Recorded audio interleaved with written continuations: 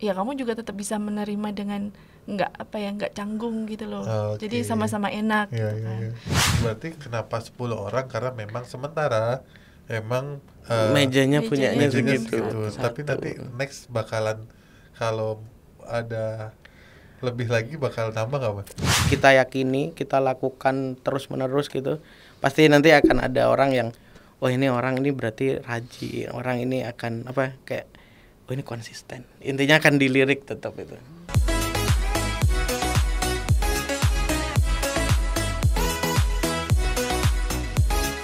Halo semuanya, balik lagi di Kulkas Kuliner Podcast. Halo semuanya, balik lagi di Kulkas Kuliner Podcast. Kali ini Mas Arif kedatangan 2 orang spesial yang usahanya lagi dibicarakan hangat di sosial media. Boleh perkenalan dulu Mas, namanya siapa Mas? Nama saya Febri. Dan satu lagi? Saya Vida. Mbak Vida. Nah, Mas Febri sama Mbak Vida ini menjalankan usaha namanya apa Mas? Tepi Kota.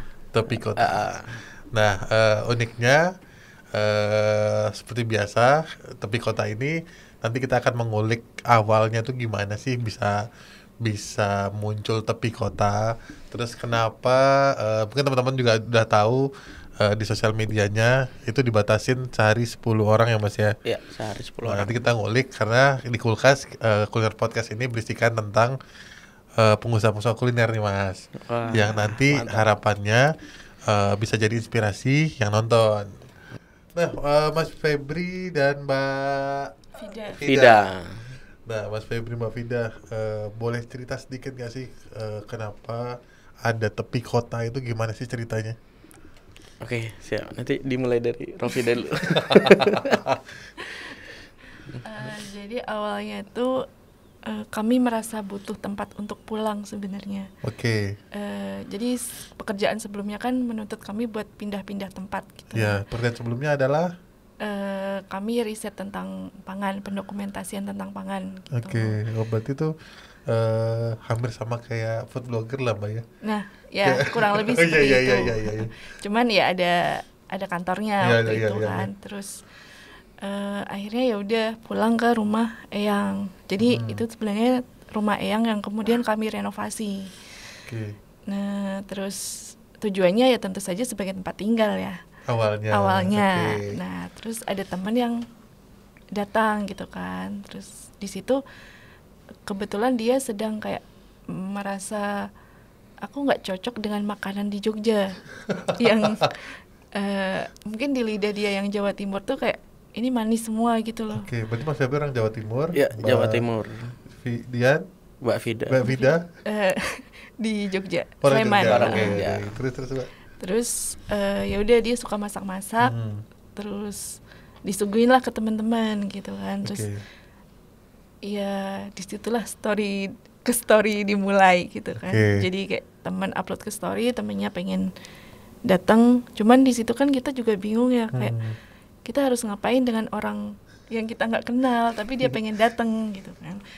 Terus temenku bilang kayak kenapa nggak buka aja? Oh ya udah, nanti kamu masak apa kita bayar aja berapa gitu. Jadi temanku tetap bisa ke situ, tetap bisa ngobrol-ngobrol sama aku dan ya kamu juga tetap bisa menerima dengan nggak canggung gitu loh. Jadi sama-sama enak gitu kan. Akhirnya ya udah temennya datang story lagi, temennya lagi pengen gitu kan. Terus ya udahlah kita mungkin ini bisa jadi sesuatu gitu kan. Akhirnya dimulai dengan membuka 6 orang aja. Awalnya 6 orang. Karena ya kami backgroundnya sama-sama bukan masak ya. Jadi masak berdasarkan eksperimen sebenarnya. Terus kenapa 6 orang dan kemudian sekarang jadi 10 orang itu karena 10 orang tuh udah maksimal meja kami cuma 1 gitu ya. Jadi ya udah karena rumah dengan 1 meja ya udah cuman itu ininya tempatnya gitu. Terus ya udah dari situ dimulai sampai sekarang. Ya, awalnya tuh masakan Jawa Timuran. Jadi kami tuh Tepi Kota ngadain acara makan bareng tuh di setiap pekannya. Nah, 25 pekan pertama itu resep-resep Jawa Timur dari resepnya aku gitu loh. 25 weekend pertama. Pekan pertama. Pekan Iya. pertama. Oke. Berarti 25 hari ya, Mas. Iya, setiap Iya, hari Minggu. setiap hari Minggu. Oke. Awalnya setiap hari Iya. Minggu aja. Oke, berarti sekitar 5 bulanan. Iya, Iya. sekitar Iya, itu. oke. Oh, berarti awalnya tiap minggu doang masak Jawa Timuran. Heeh. ngundang teman, terus teman story, temennya teman pengen. Iya, Iya. benar. Oke. Itu di minggu keberapa, Mas? Udah mulai banyak temennya temen pengen datang itu? Itu di pekan ke sekitar 10 sampai 15 itu udah mulai agak heboh juga itu. Oke. Apa ya, teman-teman kami itu kayak wah ini pada ngajak ke situ Bu gitu kan untuk experience Iya, makan bareng gitu kan. Iya. Yang ditawarkan apa sih, Mas? Sampai orang itu kan pada cuma sebatas instastory ya, maksudnya di story instastory terus ada feed juga ya. Kok sampai dengan waktu yang terbatas itu orang pengen nih ke sana tuh, Mas? Yang ditawarkan di tepi kota, terus yang di capture di situ apa aja, Mas? Oh, kami juga nggak tahu ya. Sepertinya Apa? semuanya kayak mengalir aja Hmm. gitu ya. Jadi ya kadang memang kayak kita dulu suka posting gitu aja. Oke. Terus kayak yang mulai serius, ya udah kita coba. Awalnya cuma coba-coba. Oke. Berarti memang itu awalnya dari teman, terus temannya teman datang, dan tidak direncanakan nanti kalau kita buka ini nanti kita gini ya, harus ada SOP gini ya, gini. Enggak ada. itu tidak ada sampai sekarang ya. Sampai sekarang nggak ada. Yang penting SOP-nya ya udah itu maksimal 10 orang gitu aja. Maksimal 10 orang. Heeh. Berarti kenapa 10 orang? Karena memang sementara emang Mejanya punyanya mejanya segitu. segitu. Tapi nanti next bakalan kalau ada lebih lagi bakal nambah nggak, Mas? Kayaknya enggak sih. Kalau Mungkin kami kalau nambah mungkin di tempat yang lain gitu. Iya. jadi kayak kami ingin memprioritaskan dan mengenalkan orang tepi kota itu bisa tempat untuk kamu bisa private gitu loh. Oke. Dan emang dari awal namanya tepi kota. Tepi kota dari awal. Dari awal namanya tepi kota. Oke. Memang kan kita pas kesana emang belum dari tepi kota ya. Bahkan ada yang bilang itu tepi desa. Tepi desa. Ya, itu karena tempatnya menarik. Begitu datang ke sana di rumah, kalau teman-teman ke sana harus ke sana sih. Itu di rumah, terus kita di dapurnya bisa ngeliat masak ya, Mas ya. Iya, benar. Terus nanti Mas Febri sama Mbak Vida cerita ada experience-nya segala macam. Dan uniknya di depan nih, Mas. Iya. Nah, ini di depannya ada apa nih, Mas? Ini setelah kami cerita dulu, ini buku Mustika Rasa, resep warisannya Soekarno yang kami pakai setelah resep Jawa Timuran selesai. Oh, berarti selama 5 bulan itu tiap hari Minggu Jawa Timuran ya? Jawa Timuran. Terus setelah itu kan kayak memori resep itu udah habis tuh. Aku nanya ibu sama bude gitu kan kayak udah apa ya mau dimasak gitu kan. Ya udah cuman itu aja kan, resep-resep yang biasa dimasak di keluarga gitu kan. Nah, kebetulan punya ini di rumah ya. Kami tuh memang suka beli buku, tapi kayak ya udah nanti aja dibaca. Aku merasa tertarik dengan buku ini awalnya karena ini mengandung banyak resep gitu loh. Dan aku melihat awalnya kayak wah ini capek nih kalau mau dieksekusi gitu kan. Nah, dilelah ada tepi kota dan resep itu udah habis, resep Jawa Timur, ya udah kami buka ini. Berarti Mas Febri dan Mbak Vida sendiri memasak makanan dari resep ini. Iya, berarti pada awalnya juga nyobain Mas. Jadi istilahnya yang tadinya pengen experience pakai buku ini di rumah, kayaknya ada waktu nih mau bikin ini. Bener. Ada tepi kota nih.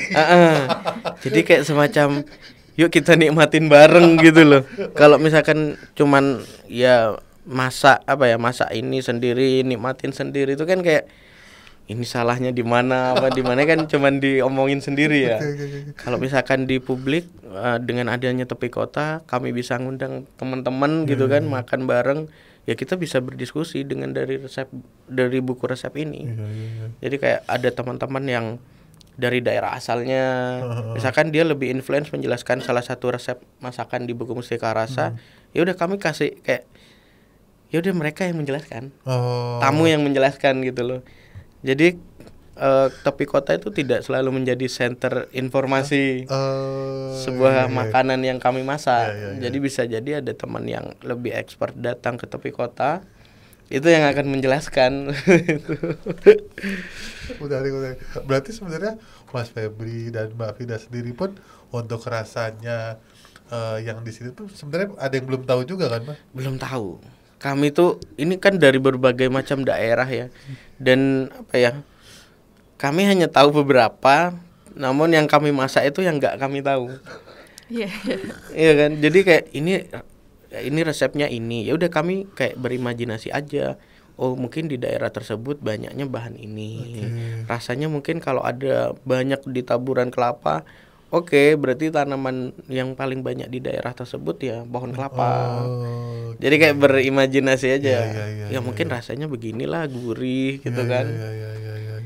Kalau udah, nah kami sebelum lempar ke publik resep makanannya itu, kami tuh selalu trial dulu. Uji coba dulu ke kami, ini enak nggak ya, ini akan diterima sama teman-teman nggak ya, gitu. Ini ada berapa resep sih, Mas? Ada sekitar 1.000 lebih. 1.000 lebih. Dan udah pakai berapa resep? Kepakainya 30 sekian. 60, udah 60. Jadi setiap makan bareng itu ada yang sekali masak 2 resep, 3 resep gitu. Dan itu pas masak bareng, makan bareng itu di hari yang sama untuk reservasi atau beda, Mas? Misalnya nih kan mau masak bareng nih. Nah, kan kalau misalnya reservasi itu bisa milih menunya. Ini sistem weekday. Kalau sekarang kami akhirnya kan buka di weekday juga. Nah, di weekday itu teman-teman bisa pilih menu. Jadi menu yang di weekday itu adalah rangkuman dari yang hari Minggu kita makan bareng itu loh. Jadi tetap berlanjut. Jadi yang hari Minggu itu tetap satu menu untuk disantap bersama. Nah, nanti kalau misalnya yang weekday itu menunya nanti per 3 bulan kami ganti. Jadi selama 3 bulan kan kita setiap hari Minggu jatuhnya kan nabung menu kan. Nah, nanti mungkin itu akan masuk di 3 bulan berikutnya. Tapi kalau request bisa, Mbak, Mas? Atau weekdays tuh saklek kita lagi bikin ini nih. Itu kalau request sangat bisa. Jadi kemarin tuh ada yang reservasi ke Tepi Kota. Mas bikinkan aku 10 jenis masakan yang berbeda. Terserah kamu. Terserah Tepi Kota mau nyajikan apa. Jadi dia udah bilang dia nggak ada alergi apapun, bebas makan apapun gitu kan, dalam bentuk rebus, panggang, goreng itu bebas. Ya udah kami akhirnya ya kayak ya udah cari resep baru lagi aja atau comot yang udah pernah dimasak kemarin dan belum ada di menu tetap itu. Itu jadi suatu istilahnya refreshing sendiri buat Mas Febri. Iya bener. Kan karena resep baru lagi. Nah awalnya tuh kan Jawa Timuran ya kepikirannya tuh kayak satu resep ya, warung yang masak dengan satu resep kan. Jawa Timuran terus kan kayak pengennya jadi warung-warung yang yang satu resep di desa dan orang makan ke situ ya cuman satu resep itu. Dan setelah kami lakukan, saya pribadi tuh kayak ini saya bosen, saya sudah berapa kali masak dengan resep ini, kayak aku nggak bisa, saya nggak bisa gitu kan. Nah, alasan biar nggak bosan itu makanya ganti-ganti dengan resep sebanyak ini ya sangat bisa memungkinkan ganti-ganti setiap saat gitu. Perjalanan masih panjang banget. Baru pakai 60. Dan itu mau diulang pun belum ada yang misalkan ada yang belum ngicip kan, bisa aja kami ulang gitu kan. Kalau sementara ini best sellernya Mas, yang Mas Febri, Mbak Vida ngerasa oke nih, rasanya maksudnya dari experience-nya juga, kayaknya nih oke nih, sama yang best sellernya menurut konsumen tuh apa Mas? Apa ya? Kalau yang konsumen tuh ikan, pecel panggang ikan. Ada pecel panggang ikan. Dari daerah mana? Dari daerah Rembang. Oh. Dari daerah Rembang.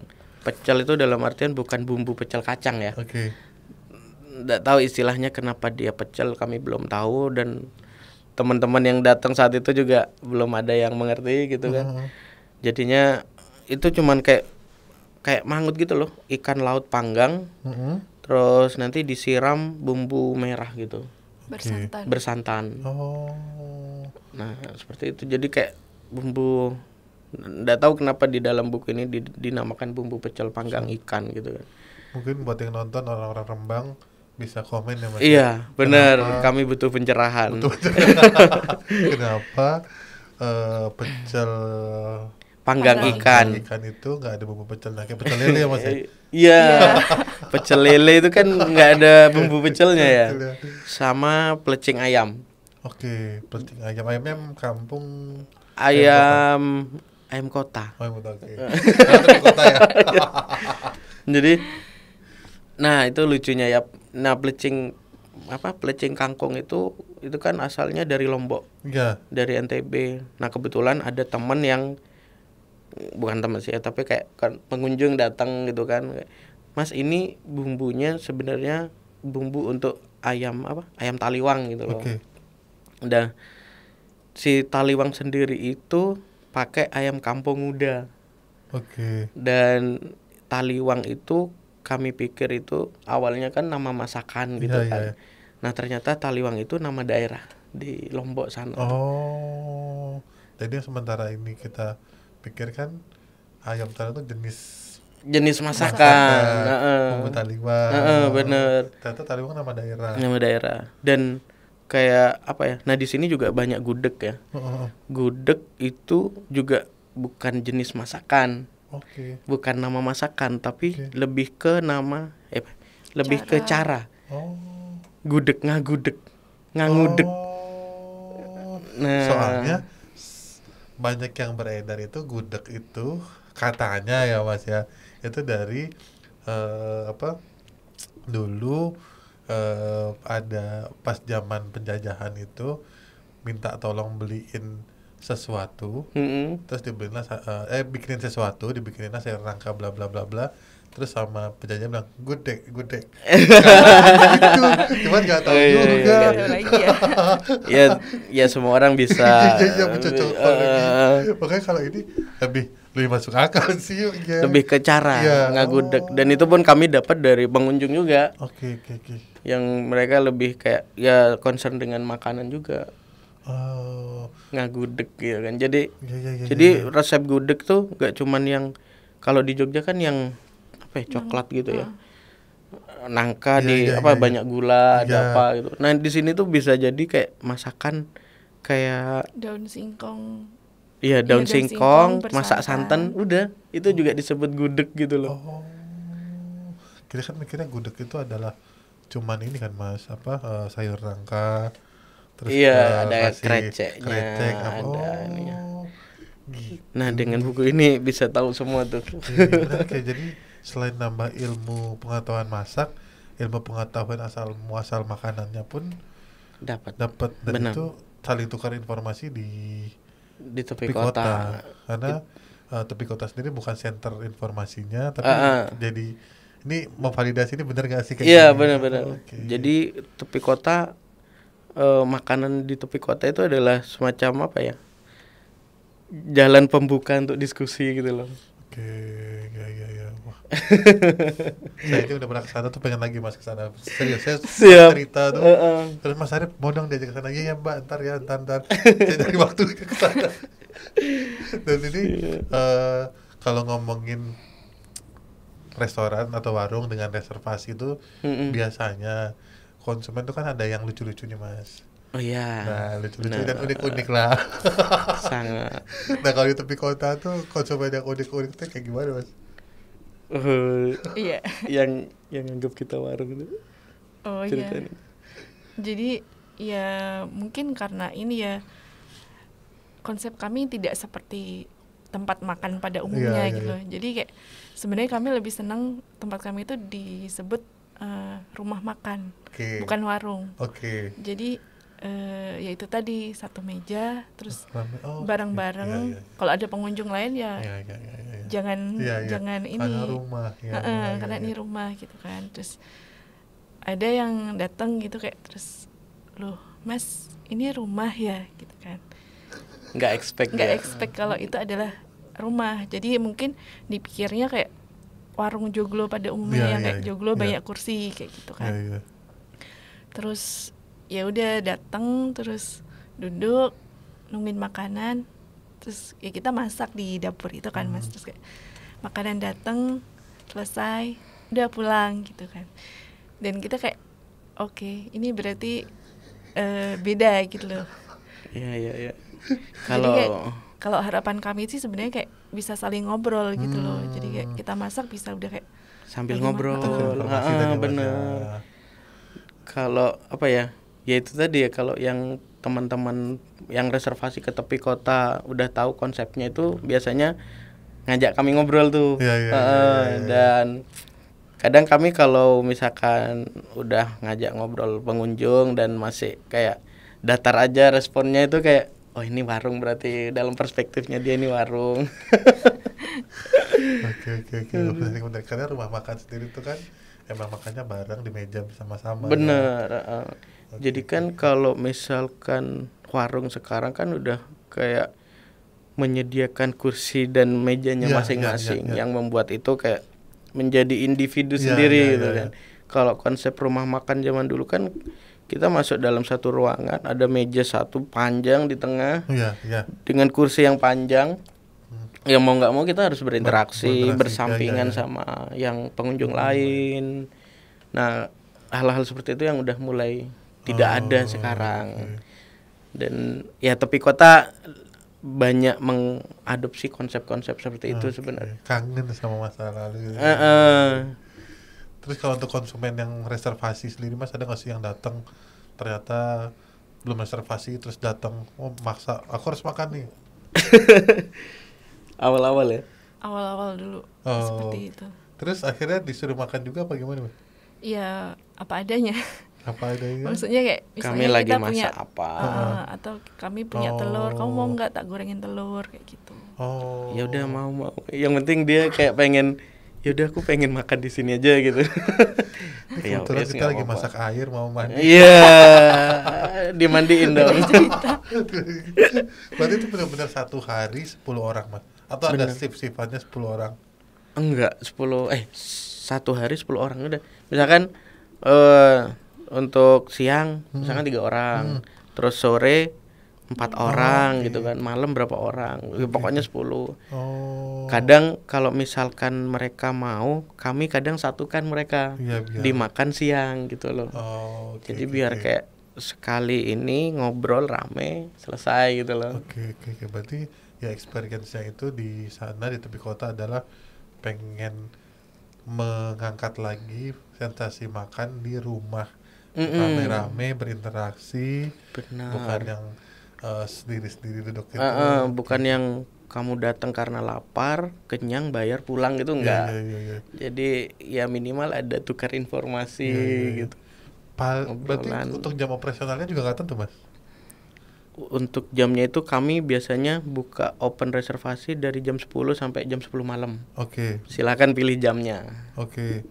Berarti kalau bisa disatuin di jam makan siang udah ada 10 orang ya udah tutup. Ya udah selesai. Kami istirahat. Sederhana itu sih. Menarik. Nah Mas, kalau dari segi bisnis nih Mas. Jadi kan istilahnya idealismenya Mas Febri sama Mbak Fida ini kan benar. Kuat banget nih. Iya. Nah, memang buat teman-teman kan banyak juga nih yang punya usaha dengan idealisme tinggi. Cara bertahan di idealisme itu gimana Mas? Maksudnya kan 10 orang itu kalau buat orang yang punya ini kan kayak wah kalau bisa 100 kenapa mesti 10? Kenapa harus 10? Iya. Karena sekarang pasti banyak banget yang mau reservasi ke sana dan ini dibatasin kan Mas? Benar. Tergantung pribadi yang buka warung nanti. Jadi kalau saya pribadi kan saya punya ini kegiatan melukis. Oke.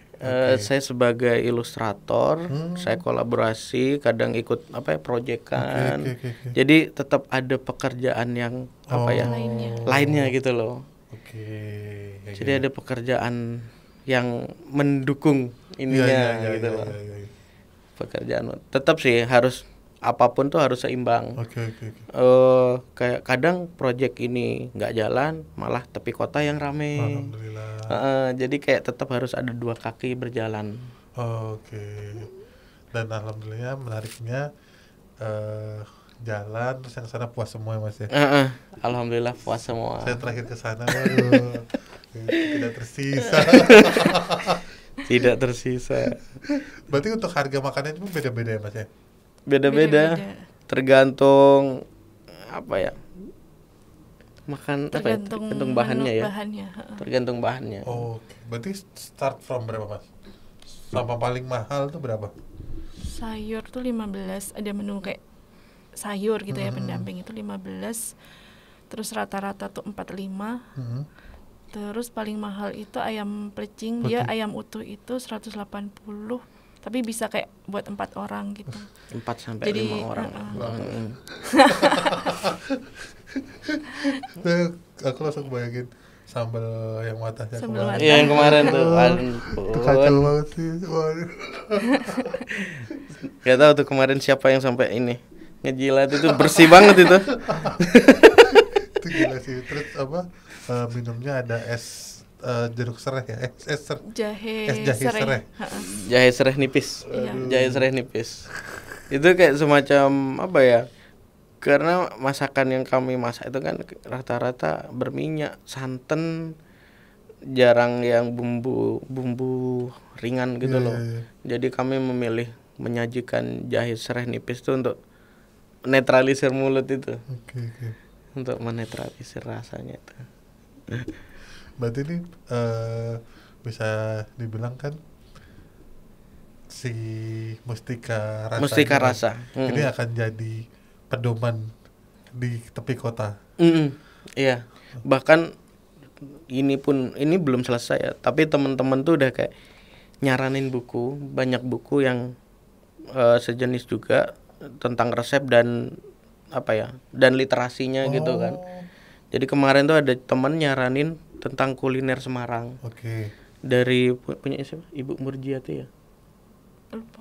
Iya, ada dia senior di dalam bidang kuliner juga. Nah, itu keren-keren, kontennya keren dan itu belum tereksekusi juga. Kami ini aja belum selesai dan teman-teman udah banyak ngasih referensi banyak buku gitu kan. Saking sayangnya sama tepi kota. Membuktikan ternyata orang Indonesia itu tertarik sama buku tapi nggak pengen baca. Iya. Pengennya diceritain. Pengen orang lain aja yang ngerjain gitu kan. Tapi kayaknya 1000 resep itu. 1000 resep dan ini yang kami tandain itu adalah ini yang masih trial. Masih dicoba, ini rasanya masih belum benar gitu loh. Maksudnya ini kayaknya belum cocok disajikan ke publik gitu loh. Kalau belum cocok itu akan di custom lagi atau ya udah begini aja? Iya, kalau yang resepnya belum pas gitu kan. Itu biasanya ya udah kami custom lagi dengan dari segi rasa. Bahkan ada yang kemarin bener-bener gagal itu resep lemeng gitu ya. Lemeng. Jadi kayak sedih dong masalah gagal itu. Wah itu gagal. Ya enggak sih, cuman kayak experience aja, pengalaman tuh kayak kayak gini ya rasanya. Itu ada bumbunya asam, terasi, sama keluak, terus bawang merah, bawang putih. Udah bumbu itu dihalusin, dimasukin ke selongsong bambu. Terus bambunya itu direbus gitu loh. Jadi ya kami benar-benar mengikuti saran dari ini. Ya udah kami coba awalnya terus wah ini nggak enak ini.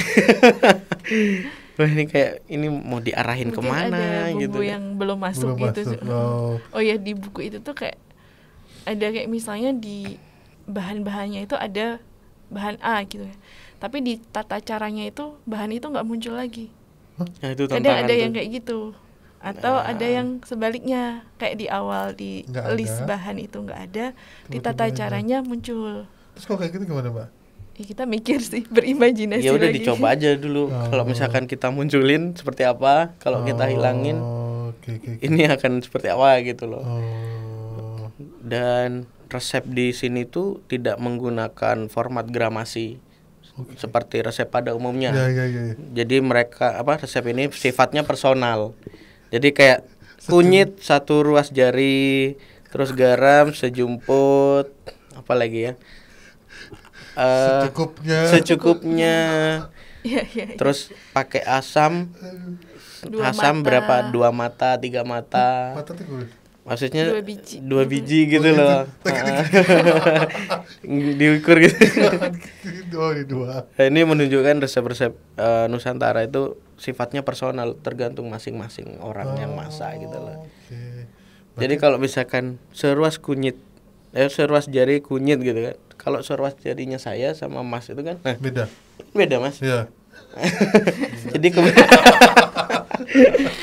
Jadi kebutuhan kunyitnya punya Mas mungkin Iya, lebih iya. banyak daripada kebutuhan kunyit saya. Oh, oke. Berarti mungkin dulu tuh emang soalnya saya tuh curhatan perempuan-perempuan, kenapa sih kalau resep tuh secukupnya, segininya. Ternyata memang dulu tuh memang begitu ternyata Mas ya. Pakai rasa. Personal itu ya. Pakai rasa. Ya. Berarti ya benar kalau beda tangan, beda ini. Kecuali dia udah digramasi, dia akan stabil. Menarik. Berarti nextnya pengembangan tepi kota bakalan gimana Mas? Setahun sampai 5 tahun ke depan lah. Nextnya ya. Mungkin memadukan ini sih, art seni ke pangan. Jadi kan tepi kota punya semacam tagline gitu ya, pangan, seni, dan literasi. Oke, pangan, seni, literasi. Nah ini kan yang sementara kan pangan dan literasi. Yeah. Jadi pangan kita ngambilnya dari buku atau dari pangan kita bisa diskusi gitu kan. Nah sekarang akan masuk di ini seni. Jadi mungkin dari ilustrasinya dia kemudian sokong di publikasi. Jadi kalau misalnya lihat di Instagram Sosial itu itu ada publikasi yang ada ilustrasi, itu berarti itu kita masuk di situ. Jadi teman-teman kalau misalnya lihat @tepi kota _ ya? Iya. Itu berarti Mas Febri yang bikin ilustrasinya. Iya benar. Misalnya hari ilustrasi Minggu pengen makanan. makan apa, itu digambar. Itu ini Mas imajinasi atau emang udah lihat-lihat di Google nih kayaknya gini nih? Hasil trial itu. Hasil trialnya. Jadi hasil trial terus di plating. Di plating sesuai saya pengennya seperti apa visual ilustrasinya, digituin terus ya udah habis itu saya ilustrasi, terus nanti dia nge-layout, nanti di up ke publik nih siapa nih yang mau ikut makan bareng hari Minggu gitu. Dan itu sifatnya semuanya berhubungan dengan kesenian gitu loh. Seni plating, ilustrasi gitu kan. Dan aku pas ke sana ada beberapa kayak mungkin activity ya Mas ya, kayak ngelihat ada painting gitu kan. Itu tamu bisa experience di situ juga, ikutan gambar atau itu peralatannya Mas Febri? Iya, satu itu peralatan saya semua, bahan-bahannya punya saya, tapi itu lebih ke kayak kemarin tuh beberapa kali habitnya teman-teman yang datang itu mereka datang ke tepi kota misalkan untuk makan siang ya. Mereka datang sekitar jam 9. Mereka biasanya ikut masak, terus bantu-bantu gitu kan. Terus itu nanti makan siang bareng. Nah habis makan siang bareng biasanya duduk-duduk di luar di teras, nyantai. Tempatnya asik. Dan kalau mereka yang ada yang nggak mau pulang sampai sore, nah mereka biasanya ingin aktivitas yang lain gitu loh. Nah makanya saya sediain aktivitas melukis itu. kayak gitu. Dan kemarin ada beberapa kayak semacam keluarga-keluarga yang masih baru punya anak gitu ya, baru punya anak umur 3 tahun, 4 tahun. Nah, itu orang tuanya makan, terus anaknya itu dibuat apa? Diberi kegiatan sendiri. Kegiatan kreatif gitu aja. Oh. Ya. Ini gak sih Mas? Tadi ngomongin kalau misalnya udah makan terus pengen duduk-duduk di depan segala macam. Pernah gak ngerasa ini kok tamu gak pulang-pulang ya? Karena tempatnya itu walaupun di rumah itu nyaman itu kayak di apa, duduk di situ terus depannya ada sepoi-sepoi Mas ya. Iya, sangat nyaman banget itu dekat sama sungai juga Mas ya. Bener. Cuman nggak sempat kesana kemarin. Buru-buru sih Anda. Buru-buru. Nah itu tempatnya kan nyaman banget. Ada nggak Mas kayak ini kok tamu nggak pulang-pulang? Lebih ke ini ya, kalau misalkan kayak gitu kami tetap ada jam kayak ini makan dari jam sekian sampai jam sekian. Habis itu bebas kamu mau beraktivitas apapun. Jadi saya nggak perlu hosting gitu loh. Saya nggak perlu hosting. Saya udah tunjukin ini air minum di sini kalau mau minum, air putih, terus toilet di sana. Jadi kayak ya udah kamu kayak bertamu ke teman. Saya juga nggak harus hosting kamu setiap hari gitu. Rumah ya tadi ya. Bener.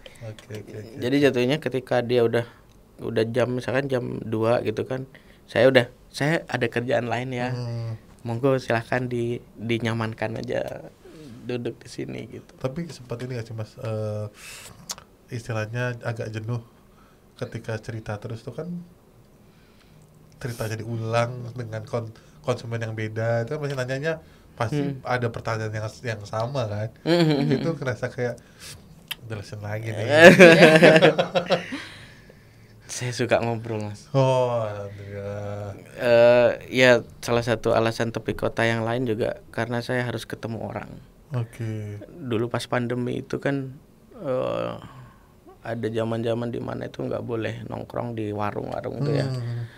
Itu sangat terganggu buat saya gitu. Saya sangat terganggu dengan kebijakan itu, sangat tersiksa.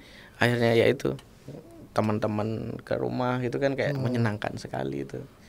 Dan keterusan kayak wah ini enak nih kayaknya ke depan ketemu orang banyak. Ngobrol terus nggak apa-apa tuh mereka nanya ulang terus ya saya jelasin aja. Karena udah sharing waktu ya untuk saya kapan melukis, kapan hosting teman-teman yang datang seperti itu. Berarti memanage waktu juga Mas ya? Benar, harus di-manage waktu itu. Siap, makasih banyak Mas Febri. Oke, terima kasih. Udah mampir ke Kulkas, jauh-jauh datang ke sini. Demi kesini libur ya Mas ya? Iya. Mau ini soalnya apa? Idul Adha. Ini reservasi full sampai kapan Mas? Sampai terakhir tuh 12 ya. Juli ya. Alhamdulillah. Terima kasih Mas. Alhamdulillah Mas. Cuma meneruskan. Nah, mungkin kata-kata terakhir buat teman-teman yang nonton Mas Febri, Mbak Vida. Ini kan bisa dibilang usaha yang idealisme. Alhamdulillah berjalan progres nih. Nah mungkin ada tips dan triknya bisa disampaikan ke yang nonton Mas Febri sama Mbak Vida. Apa ya kalau kami sih, jadi dulu tuh ada temen yang sempat bilang sebenarnya cuma 2 kata dan itu tuh kayak terngiang-ngiang di kami gitu ya, konsisten dan konsekuen. Jadi ya udah kamu konsisten aja. Jadi dengan konsistensi yang kamu lakukan berulang-ulang itu kan kadang ada ya orang yang melakukan hal yang sama dia jenuh terus ganti kayak gitu kan. Cobalah kamu ini konsisten aja. Ya udah kamu nggak tahu kapan itu akan menuai konsekuensinya itu gitu loh. Jadi ya udah kami coba pegang itu gitu loh. Ya alhamdulillah ya ini udah hampir 2 tahun. Oktober nanti 2 tahun.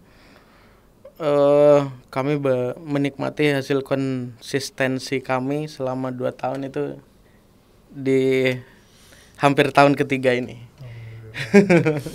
Intinya konsistensi itu sangat penting. Mau gimana teman-teman yang lain mempunyai privilege, mempunyai hal-hal yang melebihi di luar kita. Tapi kalau kita konsisten terhadap apa yang kita yakini, kita lakukan terus-menerus gitu, pasti nanti akan ada orang yang, oh ini orang ini berarti rajin, orang ini akan kayak, oh ini konsisten. Intinya akan dilirik tetap itu. Siap, modalnya konsisten. Siap, konsistensi dan konsekuensi. Siap. Terima kasih banyak. Terima kasih Mas Arif. Lancar-lancar semuanya, barokah usahanya Mas. Amin. Sehat-sehat selalu, progresnya makin baik, makin bermanfaat. Amin. Terima kasih. Siap, semuanya. Sama-sama. Sekian dari saya Arif Budiman. Saya Febri. Saya Vida. Sampai jumpa di episode Kulkas selanjutnya. Bye-bye. Bye-bye.